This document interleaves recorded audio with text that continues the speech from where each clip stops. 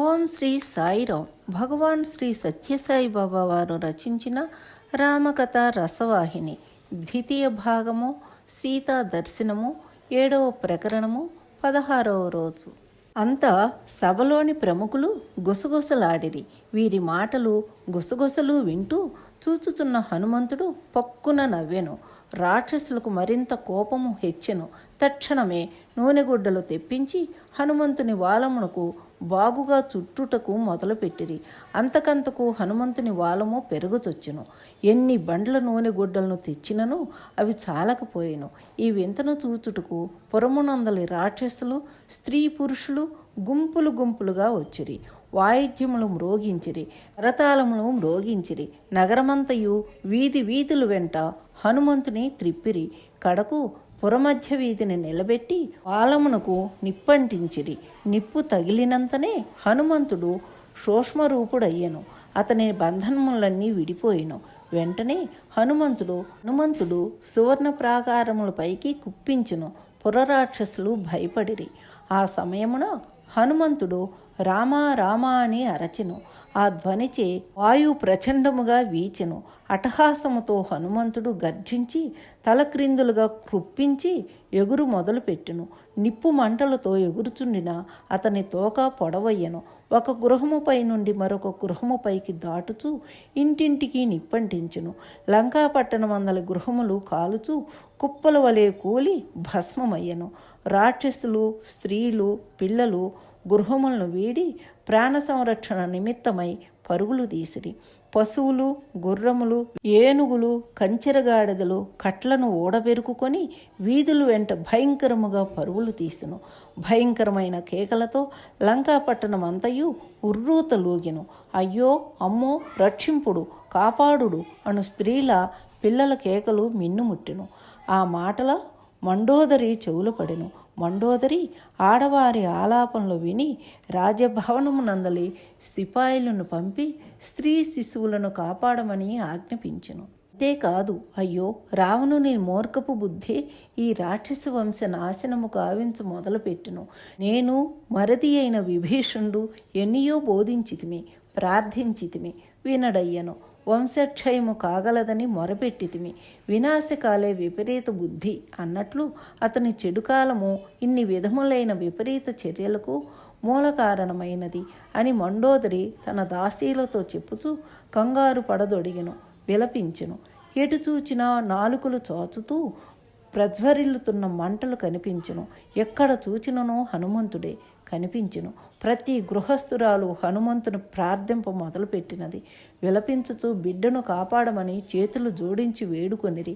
కుంభకర్ణుని భార్య, ఓ రామదూత, నా పతి గాఢనిద్రలో ఉన్నాడు, నా గృహమును విడిచిపెట్టుము, నా పతిని రక్షింపుము అని ప్రార్థించెను.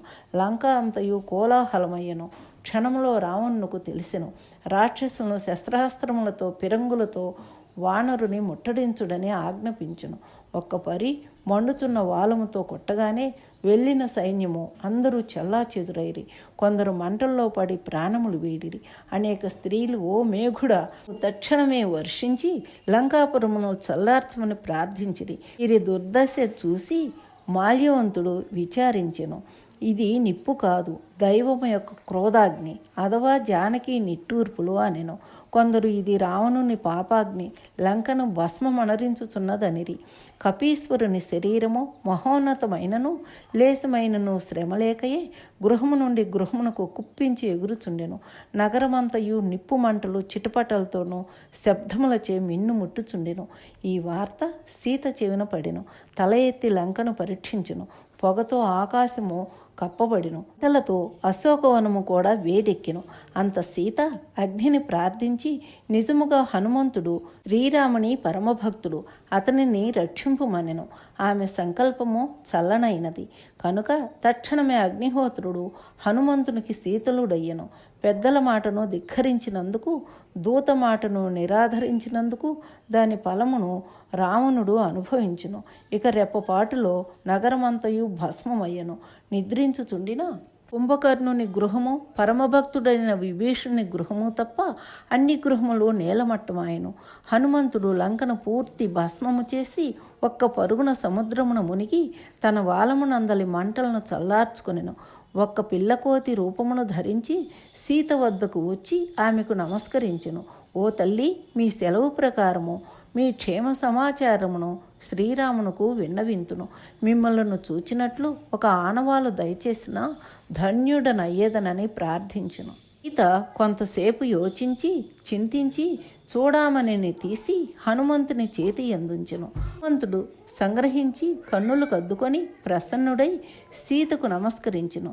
సీత హనుమంతుని ఆశీర్వదించి, రావణుడు నన్ను పెట్టుచున్న హింసలన్నింటినీ నీవు ప్రత్యక్షముగా చూచితివి కనుక నేను ప్రత్యేకించి చెప్పునట్టివేవీనూ వేరు లేవు. త్వరలో నాకు శ్రీవారి దర్శనం అందించుమని పదే పదే నేను ప్రార్థించినట్టులో తెలుపుము. ఒక్క నెల దాటక పూర్వమే లక్ష్మణ సమేతుడై లంకను ముట్టడించుమనము. ఓ మారుతి, ఈ 3 దినములు నిన్ను చూచి సర్వమును మరచి రామవార్తను వింటూ ఎంతో ఆనందముగా ఉంటిని. హృదయము చల్లబడెను.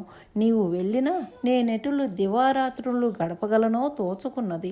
జలము లేని మత్స్యము వలె శ్రీవారి దర్శనము లేనందున నేను పరితపించుచున్న బాధ నా రామునికే తెలియను. సర్వజ్ఞుడైన నా రాముడు క్షణక్షణము నన్ను చూచుతూనే ఉన్నారు. కానీ నేను శ్రీవారి నేత్రార విందములను ఏనాడు చూడగలను అని ఈ ప్రకారము పలు విధముల విలపించుచుండిన జానకిని చూచి హనుమంతుడు ఎంతో ధైర్యవాక్యములాడి మరలా జానకి చరణములకు నమస్కరించి వెనుకకు తిరిగెను. అశోకవనము వీడుటకు పూర్వము హనుమంతుడు సింహనాదము చేసెను. ఒబ్బచేత రాక్షసులు, స్త్రీలు, శిశువులు దద్దరిల్లిరి. హనుమంతుడు కాలము వృధాగా గడపక క్షణములో సముద్ర తీరము చేరి రాముని స్మరించి ధ్యానించి ఒక్క తూరి ఎగిరెను. నాడు కార్తీక శుద్ధ పౌర్ణమి. చల్లగా చంద్రుడు హృదయమును చల్లపరుచుచుండా రామచంద్రుని స్మరించుచూ హనుమంతుడు సముద్రమును దాటెను. వచ్చుచున్న హనుమంతుని దూరము నుండి చూచి వానరులు ప్రసన్నులైరి. వారి ముఖములు వికసించును, వారి శరీరములు కాంతులతో నిండెను. శ్రీరాముని కార్యమును సాధించితిమని ఉప్పొంగిరి. నిరాశతో 3 దినములుగా ఎండబారిన వారి హృదయములు చిగురులు పెట్టెను. తీరమున బారులు తీరి ఆతృతతో దగ్గరకు వచ్చుచున్న హనుమంతుని కౌగులించుకొనుటకు ఉర్రూతలూగిరి. హనుమంతుడు గట్టునకు చేరగానే లంకానగర వృత్తాంతము, సీత యొక్క క్షేమ సమాచారములు అత్యాతృతతో విచారించిరి. హనుమంతుడు సీత యోగక్షేమములు, లంక యొక్క పరిస్థితిని ఉల్లాసముగా చెప్పుచూ పంపాపురమునకు వెడలిరి. వారు సుగ్రీవుని మధువనమునకు వచ్చి దానిలో ప్రవేశించి ఫలములను భక్షించిరి. జానకిని చూచిన తరువాత ఈ వనములో ఫలములు భక్షింపుడని పూర్వమే ఆనతిచ్చిన సుగ్రీవుని మాటలను స్మరించుచూ కడుపార ఆరగించిరి. వనరక్షకులు వానరులను నిరోధించిరి.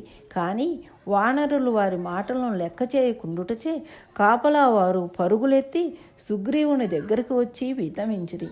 ఆ వార్తతో ఓహో, రామకార్యమును సాధించిరను విషయమును సుగ్రీవుడు గ్రహించును. జానకిని చూడక వారు ఫలములను భక్షించరు, మధువనమును ప్రవేశించరు. ఇది ఆనందోత్సవము కాన విచారించకూడదని వారిని తిరిగి పంపెను. ఇంతలో వానరులు ప్రవేశించి రాజు చరణములకు నమస్కరించిరి. అంత సుగ్రీవుడు, ఓ వానరులారా, ఫలము కొని తెచ్చితిరని తలంతును అని చిరునవ్వు నవ్వగానే వానరులు, ఓ నాథ, మీ కృపాకటాక్షములో కార్యము సాధించితిమి. అయితే మహావీరుడే దీనిని సాధించును, ప్రాణములను అతడే నిలబెట్టును. నేడు మీ ముందు మేము ప్రాణములతో నిలిచి మాట్లాడుచున్నామన్నా దానికి హనుమంతుడే కారణము అని లంక వార్తలను, సీత యోగక్షేమములను సుగ్రీవునకు విన్నవించిరి. ఈ శుభవార్తను విని సుగ్రీవుడు మనమిక కాలహరణము చేయకూడదని దిగ్గున లేచి శ్రీరాముని వద్దకు బయలుదేరిరి. కార్యము సాధించుకొని వానరులు వచ్చుచున్నారని రాముడు తెలుసుకొనెను. ఒక పెద్ద గుండుపై కూర్చుండి రామలక్ష్మణులు దూరము నుండి వచ్చుచున్న వానరులను చూచుచుండిరి. వానరులు పరువులెత్తుచు ఉల్లాసముతో వచ్చి రామచంద్రుని పాదములపై పడిరి. శ్రీరాముడు మొదట వారల యోగక్షేమములు విచారించెను. జాంబవంతుడు లేచి, ఓ నాదా, మీ కృప కలిగినవాడే ధన్యుడు, అతడే జయుడు. అతడే సకల గుణ సంపన్నుడు, వాని కీర్తి మూడు లోకముల్లో వ్యాపించును అని హనుమంతుని అనేక విధముల వర్ణించును. అంత హనుమంతుడు శ్రీరామునకు నమస్కరించి లంక వృత్తాంతమంతయు వివరించి చెప్పి సీత యొక్క యోగక్షేమములు ఆనంద భాష్పములతో ముచ్చటించి అతిభద్రముతో దాచి తెచ్చిన చూడామణిని రాముని హస్తమునందుంచెను. రాముడు హనుమంతుని కౌగులించుకుని, ఓయి వాయుపుత్ర, జానకి యొక్క యోగక్షేమములు మరింత వివరించి చెప్పుమని ఆజ్ఞాపించెను. అంతా హనుమంతుడు, ఓ ప్రాణనాథ, త్రికోట పర్వతము పైనున్న లంకానగరమును దాని శోభను వర్ణించ వీలు కాదు. నాదా, సీతాదేవి అస్థిపంజరమై మీ దర్శన నిమిత్తమై క్షణములు లెక్కించుచున్నది. క్షణ క్షణము మీ నామము తప్ప అన్యచింతన లేదు. కడుపుకు తిండి కానీ కంటికి నిద్ర కానీ ఎరుగదు. మీకు అనేక పర్యాయములు నమస్కారములు తెలిపెను. లక్ష్యమును ఎంతో తలంచెను, కంటిధారలు కార్చెను. ఆమె అవస్థ నా హృదయమును దహింపజేసెను. ప్రతి దినము తెల్లవారి సాయంకాలం సమయమున రావణుడు వచ్చి ఆమెను అనుచున్న శూలపు పోటు వంటి మాటలు నేను చెవులారా వింటిని. తల్లి ఏమాత్రము లెక్క చేయక తమ చింత ఎందే కృంగిపోవచ్చున్నది అని రావణుడు ఆడిన మాటలను వివరించెను. తక్షణమే వెళ్ళి సీతను రక్షించమని హనుమంతుడు పాదములపై పడి ప్రార్థించెను. ఆ మాటలు వింటున్న లక్ష్మణుడు ఒక ప్రక్క ఉగ్రుడై మరొక ప్రక్క కంటిదారాలు కార్చుచూ, అన్న ఆలస్యము చేయక వదినని రక్షింపుడని ప్రార్థించెను. కానీ రాముడు చిరునవ్వుతో, లక్ష్మణ, తొందరపడుకుము, అన్నింటికీ కాలము ప్రధానము. దుఃఖములకు కృంగక సుఖములకు ప్రొంగక ఉండు స్థితిని కలిగి ఉండవలెనని అనేక విధముల లక్ష్మణుని శాంతవచనములతో ఓదార్చెను. అంత హనుమంతుని దగ్గరకు పిలిచి, ఓ వానరా, రమ్ము, నా చెంత కూర్చొనుము అని చేతులు పట్టి కపీశ్వరుని తన పాదముల చెంత కూర్చొనబెట్టుకుని, హనుమాన్, రావణ్ణి ప్రభుత్వం ఎట్లున్నది, నీవు లంకను ఎట్లు దహించితివి అని అడుగగా ఆ మహావీరుడు, ఓ నాదా, మీరు సర్వజ్ఞులు, ఆ వానరుల బలమే పాటిది, మేము కేవలము శాకాహారులము, చెట్టు కొమ్మలను మాత్రమే దాటగలము, సముద్రమును లంఘించుటయు రాక్షసులను సంహరించుటయు నగరమును దహించుటయు ఈ మొదలగు కార్యములు మీ ప్రతాపము వలనే జరిగెను. మీ నామమహిమ వలనే చేయగలిగితిని. నా ప్రయోజకత్వము శూన్యము.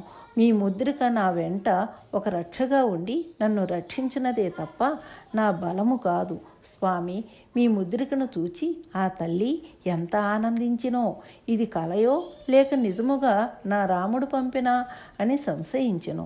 శాంతించెను. ఆమె శోకాగ్నియే లంకను దహించినది, కానీ ఈ వానరుడు కాదు.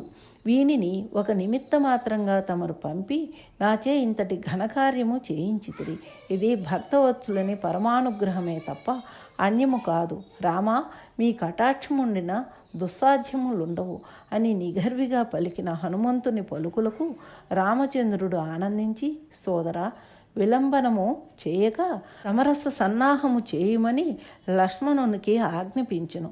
అంత జాంబవంతుడు, సుగ్రీవుడు మొదలైన వానరులు సన్నాహములు చూచి దేవతలే సంతసించిరి. వానరయోధులు శ్రీవారి చరణ కమలములకు నమస్కరించి సింహనాదములు చేసిరి.